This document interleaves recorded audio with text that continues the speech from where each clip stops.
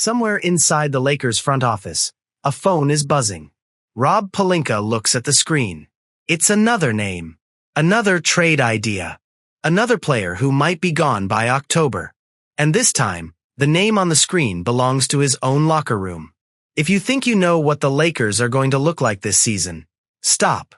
Because right now, in the middle of August, this roster is a puzzle with half the pieces missing, and three of the loudest storylines in the entire NBA all run straight through Los Angeles and straight through the Bay Area. A veteran center from Dallas who could fix the team's biggest weakness. A young guard whose own last name might be the reason he gets traded away. And a former lottery pick who was drafted by the Warriors, discarded by the Warriors, shipped to Atlanta, and is now sitting in free agency with almost nowhere left to go. 3 storylines. 1 off-season. And by the time this video is over, you're going to understand exactly how they connect, why none of it is simple, and why the next few weeks could define the Lakers for years. Let's start at the beginning. Back in June, the basketball world watched something happen in Dallas that nobody saw coming. Not another trade. Not a coaching change. Something quieter, but just as important. The Mavericks, still trying to figure out who they even are after trading away Luka Doncic, started making calls. They were listening on almost everybody. And one name kept surfacing again and again in conversations around the league. Daniel Gafford. Now, if you don't follow the Mavericks closely, here's what you need to know about Gafford. He's a 6'10" center, a rim runner, a lob threat, a shot blocker who spent years next to Luka Doncic in Dallas before the earthquake trade sent Luka to Los Angeles. Gafford and Doncic had real chemistry. Alley-oops. Pick and rolls. The kind of on-court connection that doesn't happen by accident. So when word got out that Dallas was willing to move him, the first team everybody thought of wasn't a mystery team, wasn't a sleeper, wasn't a long shot. It was the Lakers. Think about it from the outside. The Lakers just watched their franchise player Luka Doncic walk into a new city and a new system without one of his most trusted running mates. The center position in Los Angeles has been a rotating cast of names for years. Solid, useful, but never a true difference maker next to Luka. And here was a player who already knew how to play with him. A player already had the chemistry the Lakers had been chasing. By the end of May, insiders were floating trade packages. One proposal, reported through ESPN, had the Mavericks sending Gafford to Los Angeles for what was described as a modest return. A package of role players and draft compensation, nothing that would gut the roster. On paper, it looked almost too easy. A star reunion. A tradable contract. A team with an obvious need. Everything seemed to line up. But then June turned into July, and the story took its first real turn. An NBA insider named Brett Siegel reported that Dallas wasn't just going to give Gafford away. The Mavericks wanted draft compensation, specifically a first-round pick, before they'd pull the trigger. And that changed the math completely. A first-round pick is not nothing. It's leverage. It's future assets. It's the kind of price that makes even a motivated front office pause and think twice. Still, the connection to Luka kept the rumor alive. Fans wanted it. Analysts kept floating it. Every few weeks, a new mock trade would surface online showing Gafford in a Lakers uniform, standing next to Doncic again like nothing had ever separated them.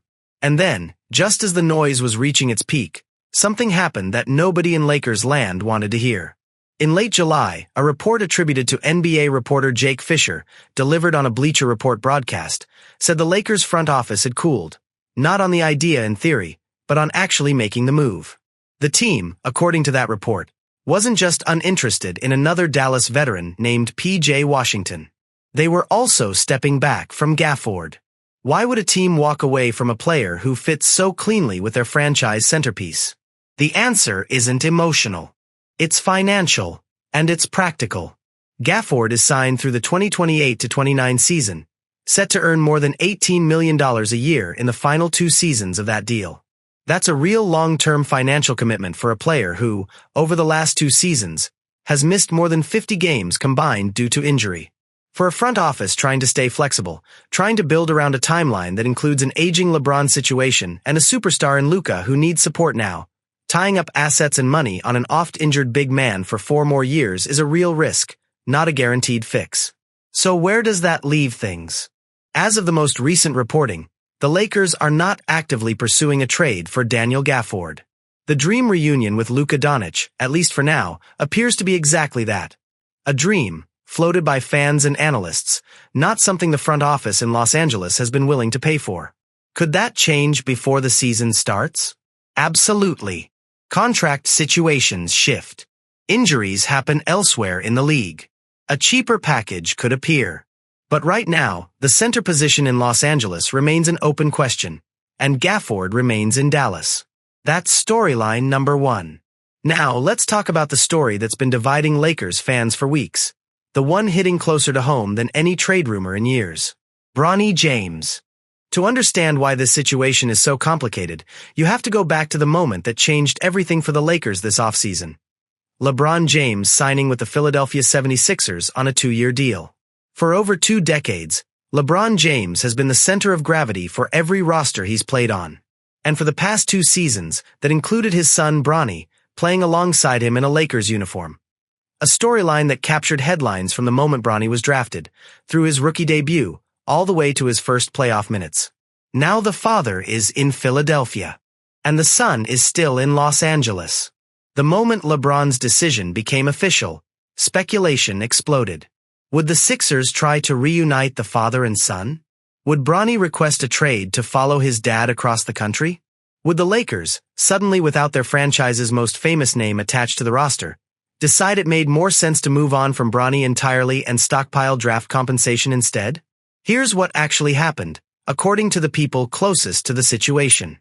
ESPN's Ramona Shelburne reported that Bronny's agent, Rich Paul, made it clear the two are not, in his words, a package deal. There was no coordinated plan for Bronny to follow his father to Philadelphia. Separately, The Athletic's Dan Woik reported that the assumption the father and son needed to stay linked going forward simply wasn't accurate, adding that Bronny is well regarded inside the Lakers locker room. So if the son isn't chasing his dad to the East Coast, why does the trade speculation keep going? Because rumors don't need confirmation to spread, they just need a plausible story. And there have been several. One report floated a 3-team framework sending Bronny to the Miami Heat, motivated in part by speculation that Miami wanted a package that included him to help clear a roster spot, with some believing the Heat's interest was also tied to trying to lure LeBron there in the first place, before LeBron ultimately chose Philadelphia instead. Another proposal imagined a 3-team scenario where Bronny went to the Sixers after all, not because his father demanded it, but as part of a broader trade that would have brought Jonathan Kuminga to the Lakers in return. A third framework, this one built around draft compensation, had the Lakers simply collecting second-round picks in exchange for letting him go, treating him as a trade chip more than a long-term piece. None of these are confirmed trades. They're proposals, the kind of speculative frameworks analysts build to fill the long, quiet stretch of the NBA offseason. But there's a real financial detail underneath all of them that's worth understanding. Bronny's contract is a 4-year deal worth roughly $7.8 million total, with his 2026 to 27 salary fully guaranteed at close to $2.3 million. That's an incredibly team-friendly, movable number. It doesn't strain a salary cap. It doesn't complicate a trade. Which means, unlike Gafford's expensive long-term commitment, Bronny is the kind of contract that's easy to attach to almost any deal, for almost any reason, at almost any time. And that's exactly why insiders Mark Stein and Jake Fisher wrote something that stopped a lot of Lakers fans in their tracks. In a report from early July, they described what they called a conspiracy whisper floating around the league. The idea that keeping Bronny on a cheap, flexible contract wasn't really about Bronny's development at all. It was about keeping a roster spot open, just in case the Lakers ever found a path to bringing LeBron back to Los Angeles as a free agent down the road. Whether that whisper is real strategy or just internet speculation, nobody outside the Lakers front office actually knows. But it tells you something important about how differently people are reading this situation. Some see Bronny as a young player the organization genuinely values and wants to develop. Others see him as trade filler waiting for the right offer. And a few believe he's a long-term chess piece in a much bigger, much stranger plan involving his father's future. As of the most recent word from Los Angeles, sourced through Silver Screen and Roll in early August, the Lakers organization has publicly signaled they're more than happy to keep Bronny, but that it would take, in their words, something real to actually trade him. Translation: he's not being shopped aggressively, but he's not untouchable either. If the right deal walks through the door, the Lakers are apparently willing to listen. So Bronny James enters training camp with his future genuinely unresolved. Not because of a trade demand. Not because of a fallout. Simply because the departure of the most famous player in franchise history left a question mark hanging over every young player around him. And Bronny happens to share his last name with the answer everyone's still looking for. Now for the third storyline. And this is the one that ties everything together because it stretches from Golden State, through Atlanta, and right back to the doorstep of the Lakers. Jonathan Kuminga. If you haven't followed this story closely, buckle up, because it might be the wildest ride of any player in the league over the past 12 months. Rewind to the start of this year. Kuminga was a former lottery pick trying to find his footing with the Golden State Warriors, a team that drafted him with enormous expectations but never fully committed to building around him. After a difficult restricted free agency the previous summer, Kuminga returned to Golden State on a 2-year deal that included a team option, a structure he reportedly felt pressured into accepting, according to league sources, which only deepened the tension between him and the organization. By January, that tension boiled over. The moment his contract made him eligible to be traded, Kuminga made his feelings clear to the organization. He wanted out. League sources confirmed to ESPN that he had formally demanded a trade away from Golden State. For a player who'd spent his entire career with one franchise, that's about as loud a signal as you can send. The Warriors, for their part, didn't rush. Team sources indicated they were prioritizing expiring contracts in any Kuminga deal, protecting their future draft capital, and weren't giving anyone assurances a trade would happen before the deadline. Fans were split right down the middle. Some still believed in his talent and thought he'd never been given a real opportunity in Golden State's system. Others were simply ready to move on. Then, just one day before the trade deadline in early February, the deal finally came. ESPN reported that the Warriors were sending Kuminga, along with guard Buddy Hield, to the Atlanta Hawks in exchange for veteran big man Kristaps Porzingis. Buried in that same report was a smaller move. Golden State also shipping backup center Tracy Jackson-Davis to Toronto in a separate trade. But the headline was clear. After years of speculation, after a trade demand, after a tense restricted free agency, Jonathan Kuminga's time in Golden State was finally over. For a moment, it looked like a fresh start. Kuminga had flashes of real production with Atlanta down the stretch of the season. But a fresh start in the NBA doesn't always mean stability, and this is where the story gets even stranger. By June, reports out of Atlanta indicated the Hawks were already gauging the trade market on Kuminga, a player who, in less than 5 months, could realistically be suiting up for a third team. Analysts pointed out how unusual that is. You don't typically shop a player you believe can become a genuine piece of your long-term future. The fact that Atlanta was fielding calls so soon after acquiring him suggested even his second organization wasn't fully convinced. Then, when his contract situation played out, Kuminga became a free agent all over again. And this time, almost nobody wanted to commit real money to him. Atlanta declined his team option. He hit unrestricted free agency in the summer with no guaranteed home. And here's where the Lakers connection comes roaring back into the picture. Throughout the summer, reports consistently linked the Lakers to Kuminga as a sign-and-trade target. A versatile wing who could slide directly into a starting spot. But every version of that rumor kept hitting the same wall. One report indicated skepticism that the Hawks would actually be willing to take back Jared Vanderbilt's salary as part of any deal, which would be required to make the money work, killing the framework before it could get off the ground. Analysts described the Lakers as hitting one setback after another trying to actually construct a workable sign-and-trade. Other teams circled too. The Sacramento Kings were reported to have interest, but according to ESPN's Anthony Slater, they were hesitant to actually execute a sign-and-trade, and their best real offer amounted to a veteran minimum contract, something Kuminga's side reportedly wasn't willing to accept. The Cleveland Cavaliers emerged as a team that stayed connected to him deep into August, with reporting suggesting a Cavaliers move could realistically rescue what had otherwise become a rough, drawn-out summer for a former lottery pick still searching for a real opportunity.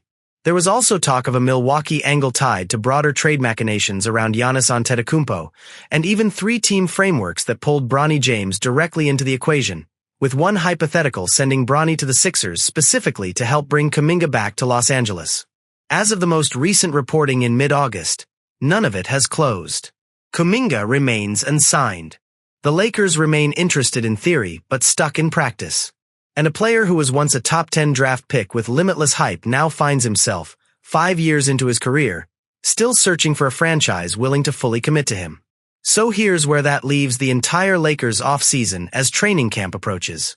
At center, Daniel Gafford remains a name fans keep bringing up, tied emotionally to Luka Doncic's past in Dallas, but the front office has reportedly cooled on actually pursuing him, wary of his long-term contract and his injury history.